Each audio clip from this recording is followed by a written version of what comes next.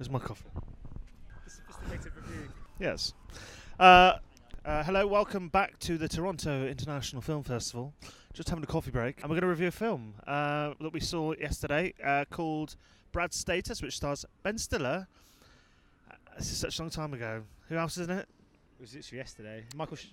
Michael Sheen. Jermaine Clement. Jermaine Clement and Luke Wilson. No. Luke Wilson, yeah. I quite enjoyed this one. It's a comedy drama. Very much not the goofball Ben Stiller, but the more serious, it's more emotional. Well, Ben Stiller. It's the idea is Ben Stiller's character Brad is kind of going through a bit of a midlife crisis. He's kind of a lot of his friends are very successful. They're either successful movie directors, or they start their own companies, or they're famous sort of authors, etc. And he's starting to question his place in the world. Why isn't he as big as success as his friends? Yep. What's he worth, etc. And to begin with, we said I had a real problem because one of the first scenes, he tries to upgrade on a flight and he has to fly economy, and he starts going, "Oh, I got to fly economy," and it's like, do you know what, Brad? Yeah.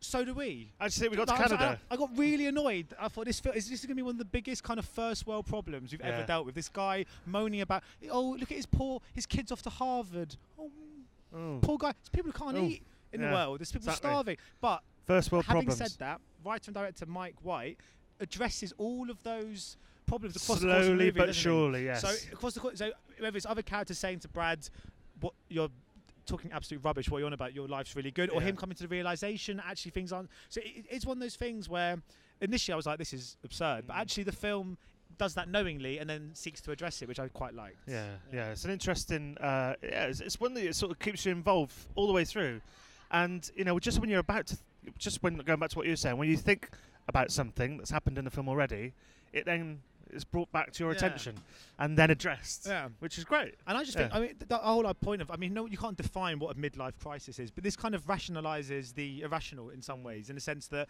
you do start understanding his concerns. You embody the character, and because he's so likable, Ben Stiller, you're always kind of on his side as well. And I think there is that scene, isn't it, where his son says to him, "People don't pay attention to what you're doing. We only care about ourselves." And I think that's kind of the theme of the movie, is that we all get so caught up in our own issues, our own problems, that you do start. It does get a bit first world problem. I'm sort of going, "Oh God, I haven't stepped so much. I watched 4 films today. 4 films. There's big nurses out there saving lives," and so it's true. We do get caught up in our own issues, and that doesn't make us selfish. It just makes us human. You were just having a whinge a minute ago about something. I was. Yeah. Oh, I've got to go home tonight and watch 2 screeners. Yeah. How's your backlog, mate? How's your backlog? I'm standing here talking to you. Right. No one cares about this either. No one cares about our status. But anyway, Stefan Pape. Pape. Ben Stiller, I think he's on a bit of a 1-2 at the moment. He did the Meyerowitz stories. Did you see that one? Yeah. Did you see that in the Cannes Film Festival? Did you see it? Cannes? No, I saw it in London. Okay. I didn't. You weren't don't down like there. Cannes. No, so I saw it down there.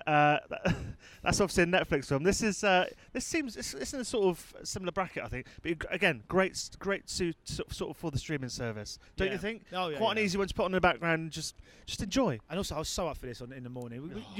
Tomorrow we're seeing a movie with Christian Bale in it, and he's got to escort some family across like 1890s barren wasteland, and I just 3 hours. This was nice, easy. Ben Stiller, midlife crisis, 90 minutes. Give it to me, and he gave it to us. Nailed it in every way. I'm going to give it 4 stars. I'm going to go 4 stars. I liked it. Yeah. So anyway, it's called Brad's Status, and it's available soon somewhere. Don't know. In fact, it's out in the United States. If you're watching this from the United States, all of our fans in the US, it's out on Friday. But I don't know about the UK. It's 15th. We've had this conversation. The date doesn't change. Time zones do, but dates stay the same. Anyway, so that's sort of Brad's information you get on the Pape and Heath show. Trying to wrap this up. Oh, sorry. That's Brad's Status. Catch it when you can. That's a different film. Yeah. We'll see you on the next one. This is Heath and Pape in Toronto. A little bit jaded now, you can probably tell. Yeah. Out. The walking one. Yeah. Or the big hole.